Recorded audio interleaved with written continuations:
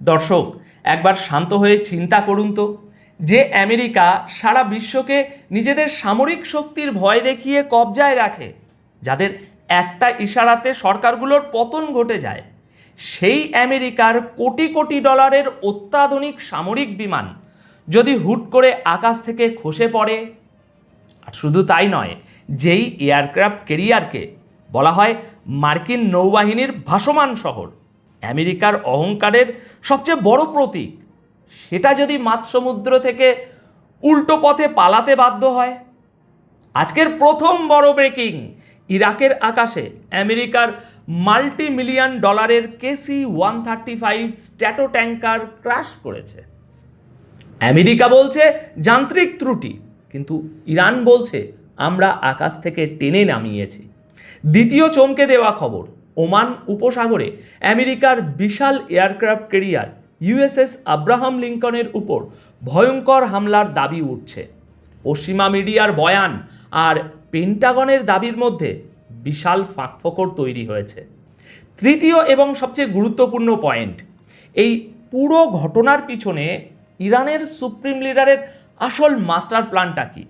কেন এই মুহূর্তে উপসাগরীয় দেশগুলোকে আমেরিকার বিরুদ্ধে খেপিয়ে তোলা হচ্ছে? দর্শক, আমেরিকার এই প্লেনগুলো কিভাবে কাজ করে এবং কেন এই প্লেন মাটিতে পড়ে যাওয়ার মানে হলো আমেরিকার পুরো যুদ্ধ কৌশল মুখ থুবড়ে পড়া, সেটা শুনলে আপনি চমকে যাবেন। আজ 13ই মার্চ 2026 শুক্রবার দুপুর 1টায় এই খবর পড়ছি। আসুন সরাসরি মূল বিশ্লেষণে ঢোকা যাক। দেখুন দর্শক, গতকালকের রাতটি আমেরিকার জন্য কোনো সাধারণ রাত ছিল না, এটা ছিল চরম স্নায়ুচাপ আর অপমানের রাত। পেন্টাগন নিজে স্বীকার করতে বাধ্য হয়েছে যে তাদের একটি অত্যন্ত গুরুত্বপূর্ণ মাল্টি বিলিয়ন ডলারের KC-135 স্ট্র্যাটো ট্যাঙ্কার পশ্চিম ইরাকের আকাশে আছড়ে পড়েছে। এখন আপনি হয়তো ভাবছেন, একটা প্লেনই তো পড়েছে, এত বড় কি ঘটনা? এখানেই আপনাকে বুঝতে হবে গেমটা কোথায়। এই KC-135 কোনো সাধারণ ফাইটার জেট নয়, এটা হলো ফাইটার জেটগুলোর উড়ন্ত জ্বালানির পাম্প। ইসরায়েল থেকে, ইউরোপের বিভিন্ন ঘাঁটি থেকে বা সমুদ্রে এয়ারক্রাফট ক্যারিয়ার থেকে আমেরিকার ফাইটার জেটগুলো যখন হাজার হাজার মাইল উড়ে আসে টার্গেটে বোমা বর্ষণ করতে, তখন তাদের আকাশে থাকা অবস্থাতেই ফুয়েল বা জ্বালানি নিতে হয়, আর এই ট্যাঙ্কারগুলো সেই জ্বালানি সাপ্লাই দেয়। মানে সোজা কথায়, এই ট্যাঙ্কার যদি আকাশে না থাকে, আমেরিকার কোনো ফাইটার জেট ইরানের ভিতরে ঢুকে হামলা করে আবার নিরাপদে ফিরে আসতে পারবে না। এখন আমেরিকা কি বলছে? US সেন্টকম বলছে, হ্যাঁ আমাদের ট্যাঙ্কার পড়েছে, তবে কেউ মারেনি, এটা ফ্রেন্ডলি এয়ার স্পেসে ছিল, হঠাৎ মেকানিক্যাল বা যান্ত্রিক ত্রুটি হলো আর ধপাস করে পড়ে গেল। সিরিয়াসলি বলুন তো, একটা যুদ্ধ অবস্থার মধ্যে যেখানে পুরো মধ্যপ্রাচ্য বারুদ হয়ে আছে, সেখানে এত নিখুঁত আর অত্যাধুনিক প্রযুক্তির একটি বিমান স্রেফ মেকানিক্যাল ফল্টে পড়ে যাবে?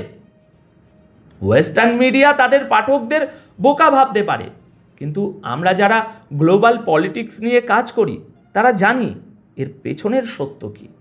আর এটাই হলো আসল খেলা। আমেরিকা কখনোই স্বীকার করবে না যে তাদের এত দামি একটা বিমান ধ্বংস হয়েছে, কারণ যদি তারা এটা স্বীকার করে তাহলে সারা বিশ্বে আমেরিকার অস্ত্র ব্যবসার লাল বাতি জ্বলে যাবে। তাদের মিত্ররা ভাববে যে আমেরিকা নিজেদের এত দামি প্লেন বাঁচাতে পারে না, তারা আমাদের বাঁচাবে কি করে?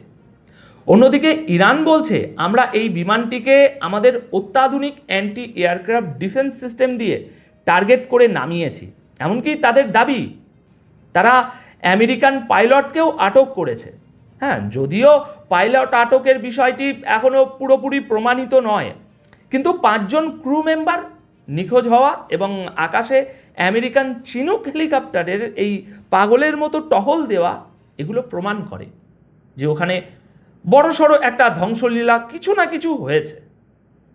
দর্শক, একটা প্লেন মাটিতে নামানো তো কেবল এই দাবা খেলার একটা চাল ছিল বলতে পারেন।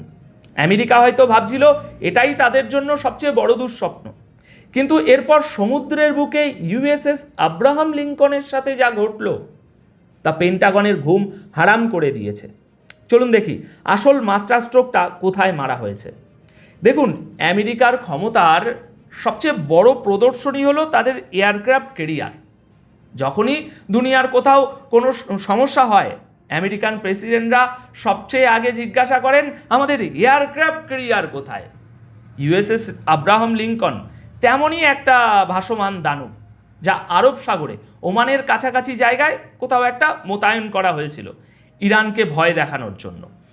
কিন্তু গত রাতে ইরানের Islamic revolutionary guard corps IRGC একটি বোমা ফাটায়। তারা দাবি করে তারা অত্যন্ত নিখুঁত ব্যালিস্টিক মিসাইল এবং সুসাইড ড্রোনের সাহায্যে সরাসরি আব্রাহাম লিঙ্কনের উপর হামলা চালিয়েছে। শুধু তাই নয়, তাদের দাবি অনুযায়ী এই হামলায় ক্যারিয়ারটি এমনভাবে মারাত্মক ক্ষতিগ্রস্ত হয়েছে যে এটি নন অপারেশনাল বা অকেজো হয়ে পড়েছে এবং হাই স্পিডে ওই এলাকা ছেড়ে উল্টো পায়ে পালাতে বাধ্য হয়েছে। এখন আমেরিকা সম্ভবতই এই খবর শোনার পর আগুনে ঘি ঢালার মতো রিয়্যাক্ট করেছে, তাই না? সেন্টকম সাথে সাথে টুইট করে বলল, না না না না, এমন কিচ্ছু হয়নি, আমাদের জাহাজ তো ঠিক জায়গায় বহাল তবিয়াতে আছে। তার প্রমাণ হিসাবে কিছু ছবিও দিল তারা। কিন্তু দর্শক, একটু গভীরভাবে খেয়াল করুন, ছবিগুলো যে ওই রাতেরই বা ওই মুহূর্তেরই তার কোনো অকাট্য প্রমাণ কিন্তু নেই। আর ঠিক এখানেই পশ্চিমা মিডিয়ার ভিতরেই যে ফাটল ধরে গেল সেটা বোঝা যাচ্ছে। আমেরিকার অন্যতম বড় সংবাদ মাধ্যম সিবিএস নিউজ একটু ভিন্ন কথা বলা শুরু করলো। তারা বলল, না, ক্যারিয়ারে সরাসরি হামলা হয়নি ঠিকই, তবে একটা ব্রিফ ইনসিডেন্ট বা ছোটোখাটো ঘটনা ঘটেছে। তাদের ভাষ্যমতে একটি ইরানিয়ান জাহাজ নাকি আব্রাহাম লিঙ্কনের একদম কাছাকাছি চলে এসেছিল। আমেরিকান ডেস্ট্রয়ারগুলো মিসাইল মেরেও সেটাকে আটকাতে পারেনি। শেষমেশ হেলিকপ্টার উড়িয়ে হেলফায়ার মিসাইল দিয়ে নাকি সেই ইরানি জাহাজটিকে ডোবানো হয়েছে। দর্শক, একটু মাথা খাটান। সিবিএস নিউজ যখন বলছে কিছু একটা হয়েছে আর পেন্টাগন যখন বলছে কিছুই হয়নি, তখন বুঝতে হবে ডাল মে কুছ কালা है। আমেরিকার মতো সুপার পাওয়ারের ক্যারিয়ার স্ট্রাইক গ্রুপের এত কাছে একটি ইরানি জাহাজ বা ড্রোন চলে এলো কিভাবে? তাদের এত এত লেয়ারের র্যাডার, ডিফেন্স সিস্টেম, ডেস্ট্রয়ার সব কি ঘুমাচ্ছিল? এটাই হলো সেই খেলা। ইরান এখানে আব্রাহাম লিঙ্কনকে পুরোপুরি ডুবিয়ে দেওয়ার জন্য হামলা করেনি। ইরান এই গ্লোবাল ওয়ার গেমে একটা সাইকোলজিক্যাল মেসেজ বা মনস্তাত্ত্বিক বার্তা দিয়েছে। তারা আমেরিকাকে এবং বলতে পারেন পুরো বিশ্বকে দেখিয়ে দিল যে তোমাদের অহংকারের ভাসমান যে দুর্গ আমাদের নাগালের বাইরে নয়, কিন্তু ওটা আমরা চাইলেই যে কোনো মুহূর্তে এর কাছাকাছি পৌঁছাতে পারি এবং আঘাত করতে পারি। আর আমেরিকার ভয় এখানেই, তারা যদি স্বীকার করে যে আব্রাহাম লিঙ্কনে ড্যামেজ হয়েছে, তাহলে বিশ্বমঞ্চে ডলারের আধিপত্য আর মার্কিন নেভালের যে সুপ্রিমেসি রয়েছে সেটা তাসের ঘরের মতো ভেঙে পড়বে। তাই তারা ফগ অফ ওয়ার বা যুদ্ধের ধোঁয়াশার সুযোগ নিয়ে সত্যটাকে ধামাচাপা দেওয়ার চেষ্টা করছে। কিন্তু দর্শক, আপনারা কি ভাবছেন এই হামলাগুলো এমনি এমনি হচ্ছে? না, এর পেছনে রয়েছে একটা সুদূর প্রসারী মাস্টার প্ল্যান, যা স্বয়ং ইরানের সুপ্রিম লিডার সম্প্রতি তার ভাষণে পরিষ্কার করে দিয়েছেন। আসুন আমরা সেই ডটগুলো কানেক্ট করি। দর্শক, পৃথিবীতে কোনো জিওপলিটিক্যাল ইভেন্ট বিচ্ছিন্নভাবে ঘটে না।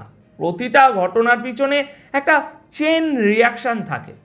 গত রাতে আমেরিকার এয়ারক্রাফট ট্যাঙ্কার ধ্বংস হওয়া এবং এই আব্রাহাম লিঙ্কনকে টার্গেট করার এই পুরো ছকটা বুঝতে হলে আমাদের তাকাতে হবে ইরানের সর্বোচ্চ নেতার সাম্প্রতিক একটি পাবলিক স্টেটমেন্টের দিকে। তিনি অত্যন্ত ঠান্ডা মাথায় একটি কৌশল ঘোষণা করেছেন। তিনি বলেছেন, পারস্য উপসাগর এবং হরমুজ প্রণালীতে আমেরিকার উপর চাপ আরও বাড়াতে হবে। শুধু তাই নয়, তিনি ওই অঞ্চলের অন্য আরব দেশগুলোর কাছে একটা পরিষ্কার বার্তা পাঠিয়েছেন। বার্তাটি কি জানেন? বার্তাটা হলো, আমেরিকান বেস বা সামরিক ঘাঁটিগুলো তোমাদের দেশ থেকে সরিয়ে নাও, কারণ আমরা আমেরিকার উপর আঘাত হানবই। আর আমেরিকা যদি তোমাদের দেশের মাটি ব্যবহার করে আমাদের উপরে হামলা করে, তবে তোমাদেরও চরম মূল্য চোকাতে হবে। দেখুন দর্শক, এই মাস্টার প্ল্যানের গভীরতাটা অনুধাবন করুন। আমেরিকা মধ্যপ্রাচ্যে টিকে আছে তাদের আরব মিত্রদের দেশে থাকা বড় বড় সামরিক ঘাঁটির জোরে। ইরান সরাসরি সেই মিত্রদের মনে ভীতি ঢুকিয়ে দিচ্ছে। ইরান বোঝাতে চাইছে যে আমেরিকা নিজেদের এয়ারক্রাফট ক্যারিয়ারকে আমাদের মিসাইল থেকে বাঁচাতে পারে না, যে আমেরিকার ফুয়েল ট্যাঙ্কার ইরাকের আকাশে নিরাপদ নয়। সেই আমেরিকা তোমাদের কিভাবে রক্ষা করবে? দেখুন, এটি একটি ক্লাসিক যুদ্ধের কৌশল। আমেরিকার প্রেসিডেন্ট ডোনাল্ড ট্রাম্প যেমন অহংকার করে বলতেন, আমরা এতগুলো জেট নামিয়ে দিয়েছি, অতগুলো মেরেছি। এখন হয়তো তাকে এসব কথা বলার আগে দুবার ভাবতে হবে, কারণ এখন উল্টো আমেরিকার মাল্টিমিলিয়ন ডলারের অ্যাসেটগুলো বালির মতো ঝরে ঝরে পড়ছে। দর্শক, আজকের এই পুরো বিশ্লেষণ থেকে একটা বিষয় একদম জলের মতো পরিষ্কার। এক মেরু কেন্দ্রিক বিশ্ব বা ইউনিপোলার ওয়ার্ল্ডের দিন শেষ হয়ে আসছে। আমেরিকার সামরিক সরঞ্জাম যতই অত্যাধুনিক হোক না কেন, তাদের দুর্বলতাগুলো এখন বিশ্বের সামনে উন্মোচিত হয়ে যাচ্ছে। যান্ত্রিক ত্রুটির নামে নিজেদের ক্ষতিগুলো লুকিয়ে রাখা বা মিডিয়াকে দিয়ে সত্য ধামাচাপা দেওয়ার এই যে চেষ্টা, এগুলো হলো একটি পরাশক্তির পতনের আগে তাদের শেষ মরিয়া চেষ্টা বা ডেসপারেশন। আজকে ইরাকের আকাশে যেটা ঘটল বা ওমান উপসাগরে আমেরিকার কেরিয়ারের সাথে যা হলো, তা শুধু দুটো বিচ্ছিন্ন সামরিক ঘটনা নয়, এটা হলো মধ্যপ্রাচ্যের বুকে নতুন একটা সমীকরণের শুরু, যেখানে পশ্চিমা শক্তির আধিপত্যকে সরাসরি চ্যালেঞ্জ করা হচ্ছে। এখন আমি আপনাদের কাছে জানতে চাই, দর্শক, আপনাদের কি মনে হয় আমেরিকার এই যান্ত্রিক ত্রুটির বয়ান কি আসলেই সত্য, নাকি তারা নিজেদের দুর্বলতা ঢাকার জন্য সারা বিশ্বকে বোকা বানাচ্ছে? আর মধ্যপ্রাচ্যের এই নতুন সমীকরণের শেষ হাসি কে হাসবে বলে আপনি মনে করেন? অবশ্যই নিচে কমেন্ট করে আপনাদের মূল্যবান মতামত আমাকে জানাবেন। সবাই ভালো থাকবেন, সচেতন থাকবেন। দেখা হচ্ছে পরবর্তী ভিডিওতে নতুন কোনো ভূ রাজনৈতিক বিশ্লেষণ নিয়ে। ধন্যবাদ আপনাদের সকলকে।